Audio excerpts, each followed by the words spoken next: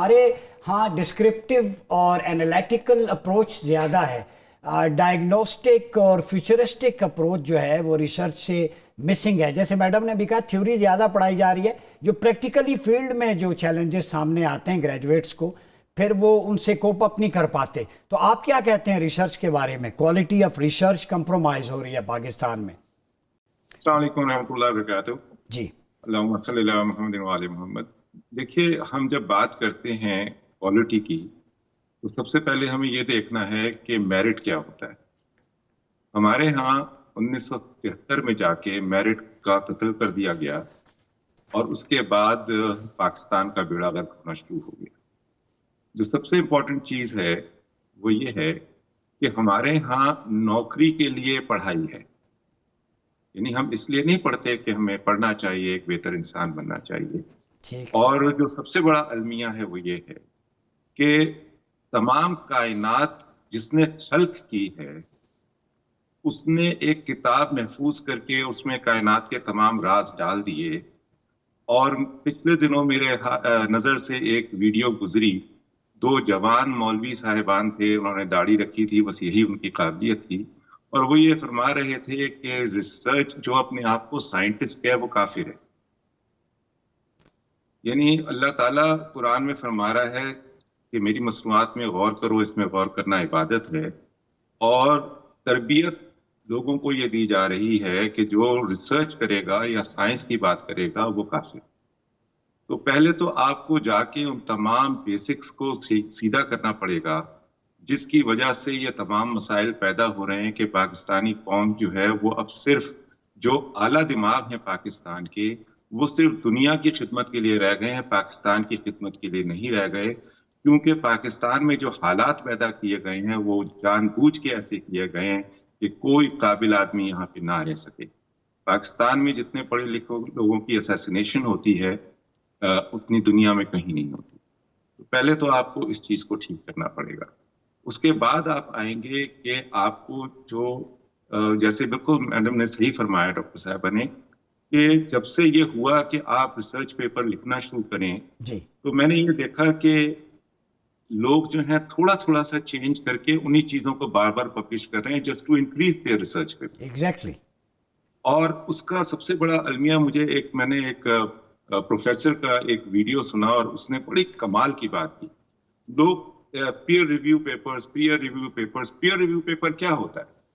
Pair review paper is just rubbish. میں ربش کیوں کہوں گا اسے؟ میں نے ایک چیز پڑھی کہ سورج مشرق سے نکلتا ہے مغرب میں غروب ہوتا ہے، میں نے اس پہ پیپر لکھا. آپ نے پڑھا، آپ نے بھی کہا ہاں ایسا ہی ہوتا ہے. ایک ڈاکٹر صاحبہ نے پڑھا، انہوں نے بھی لکھا ہاں ایسے ہی ہوتا ہے. یہ ہے پیئر ریویو. آپ نے کریٹ کیا کیا یہاں پہ؟ کریٹ تو کچھ نہیں کیا.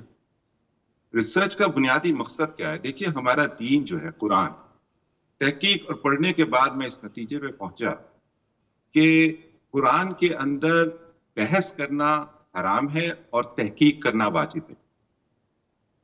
اللہ تعالیٰ جو ہے وہ یہ کہہ رہا ہے کہ اس کائنات کو مسخر کر. اب مسخر تو آپ تب کریں گے جب اس کی ایک ایک چیز کو اٹھا کے اور دیکھیں گے یہ ہوتی کیسے ہے. تو جتنے بھی لاز آف نیچر جنہیں ہم کہتے ہیں، تمام چیزیں جتنی بھی ہیں وہ لاز آف نیچر میں ڈسکوری ہے.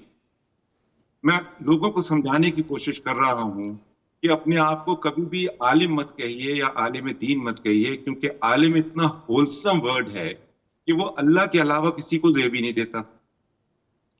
اور جب ہم اپنے اوپر عالم کا ٹائٹل لگا لیتے ہیں یا پروفیسر کا ٹائٹل لگا لیتے ہیں تو اس کے بعد ہم اس زوم میں آ جاتے ہیں کہ اب کیونکہ ہم پروفیسر ہیں لہٰذا ہمارے لیے پڑھنا جائز نہیں ہے، ہم بس صرف پڑھائیں گے اور لوگوں کی تنقید کریں گے. تو ہمیں اپنے آپ کو سب سے پہلے درست کرنا ہوگا کہ ہم خوش نصیب ہیں. میں مسلمانوں کو کہتا ہوں سب سے خوش نصیب لوگ ہیں کہ ان کے پاس کائنات کے خالق کے لکھی ہوئی یعنی بھیجی ہوئی کتاب ہے جس میں کوئی شک نہیں ہے. مجھے کوئی دنیا کی ریسرچ بتائیے جو اپنے آگے لا ریبہ فی لکھتی ہو.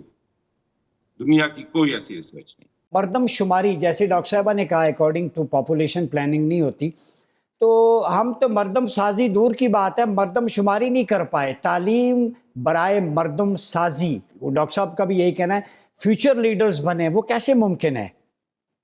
یہ ایک عجیب بلکہ میں کہوں گا خوش نصیبی ہے کہ آپ نے مجھ سے سوال پوچھا اور ڈاکٹر صاحبہ نے بڑی خوبصورت بات کی. میں جب 22 سال پہلے ماسٹرز کر رہا تھا انفراسٹرکچر پلاننگ میں جرمنی میں، تو انفراسٹرکچر پلاننگ کی جو پہلی بیسک اینٹ ہے وہ ڈیموگرافک انالیسس پہ ہے ٹھیک. کہ کتنے لوگ پیدا ہوں گے، ان میں کتنے بچے ہوں گے، کتنی بچیاں ہوں گی، کتنے جوان ہوں گے، آگے چل کے کتنے لوگ مریں گے، سارا کچھ ایک پروسیس ہے وہ.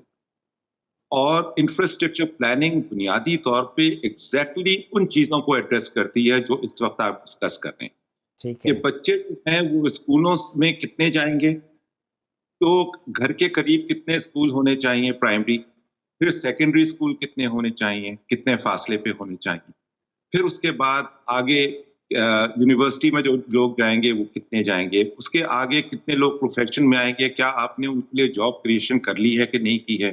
یہ انفراسٹرکچر پلاننگ کی بیسکس ہیں جو میں آپ کو بتا رہا ہوں. ٹھیک ہے. اب سب سے امپورٹنٹ بات ہے جو جیسے ڈاکٹر صاحبہ نے کہا کہ ہمارے ہاں کریٹیوٹی نہیں ہے. اب میری ڈگری بڑی ملٹی ڈسپلنری ہے.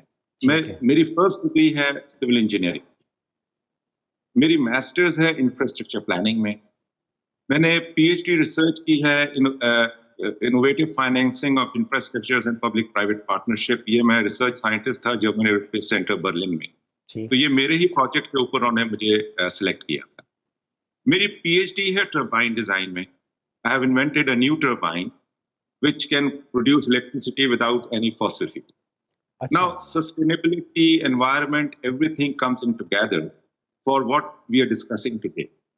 سب سے امپورٹنٹ چیز یہ ہے کہ جو ان تمام ریسرچز کے بعد جو میری ایک میں ذاتی ریسرچ کر رہا تھا، it took me about 30 years to pen down that research, and it is wave theory and human psychology. کہ ایک بچہ جو ہے یا نومولود جو ہے جانور کا انسان کا، وہ اپنے دوستوں کو یا اپنے رشتہ داروں کو یا اپنی ماں باپ کو کیسے پہچانتا ہے. یہ اس کے اوپر میں نے ایک ویو تھیوری کا لوگوں کو سمجھانے کی کوشش کی ہے. How does this matter. اب جن بچوں کی ایک جیسے انہوں نے کہا پراؤڈ مسلم، یہ پراؤڈ مسلم تب پیدا ہوگا جب جہاں وہ پیدا ہو رہا ہے وہاں بیج کو جب زمین میں ڈالا جاتا ہے تو وہ زمین کے اندر انتشار نہیں ہونا چاہیے، خوف نہیں ہونا چاہیے، پریشانی نہیں ہونی چاہیے. ہمارے جو تحقیق کر کے میں پہنچا ہوں وہ یہ کہ ہمارے دین کی ایک بنیادی اینٹ بھی جو ہے وہ خاص اینٹ یہ ہے. دیکھیے وحدانیت کے بعد جو باقی چیزیں اور مینرزم ہے، ایک یہ بھی ایسپیکٹ ہے کہ عورت کے احترام جو ہے ہماری دین کی بنیاد ہے عورت کے احترام میں، کیونکہ انسان پیدا ہوتا ہے ماں کے شکم سے، اور ماں کا مقام جو دیا ہے وہ جنت اس کے پیروں میں ہے. تو ہم نے کیا کیا کہ مرد کو جب یہ پتا چلا کہ وہ فزیکلی اسٹرانگ ہے عورت سے، تو اس نے عورت کو طاقت سے اپنے تابع کرنے کی کوشش کی، محبت سے نہیں. ٹھیک ہو گیا. یعنی ہمارا یہ کہہ رہا ہے کہ آپ قرآن میں اللہ نے مردوں کے لیے نہیں لکھا، یہ خواتین کے لیے لکھا. اپنی بیٹیوں سے پوچھو وہ کس کے نکاح میں جانا چاہتی ہیں. اب جب آپ ایک ایسی لڑکی کو جسے زبردستی بیاہ دیں گے، وہ ایک ایسے شخص کے پاس چلی جائے گی جس کے پاس اسے کوئی رغبت نہیں ہے. جب وہ بچے پیدا کرے گی تو وہ بچے کنفیوزڈ ہوں گے اور ان کو یہ بات سمجھ نہیں آئے گی کہ ہم نے کیا کرنا ہے کیا نہیں کرنا. پھر جو ہمارے یہاں تشدد ہے خواتین پہ، اس سے جو خوف پیدا ہوتا ہے، مائیں جب حاملہ ہوتی ہیں اور ان کے اوپر برے اثرات پڑتے ہیں، سارے کے سارے اثرات پورے جو ہیں وہ بچوں کے دماغی حالت پہ برا اثر ڈالتے ہیں. یہ ریسرچ کرنے کی ضرورت ہے.